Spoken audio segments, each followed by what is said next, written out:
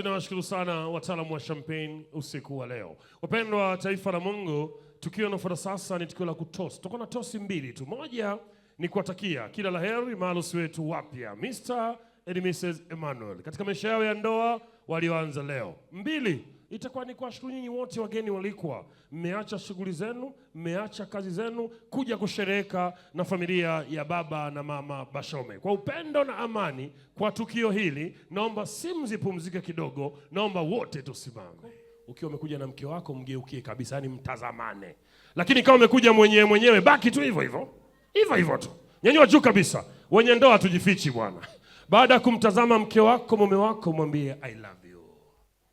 Nyanyua juu kabisa. Ndaposema 1, 2, 3, unagonga na mke wako, mume wako, unamnywesha kisha unampiga busu fupi la upendo.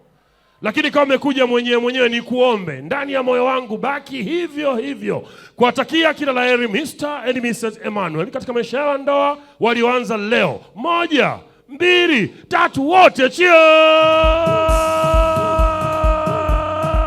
Hey! Aha! Aha! Aha! Aha! Yes! Thank you. Ya pili, nyanyua juu kabisa. Juu kabisa, hii ni ya mwisho. Juu.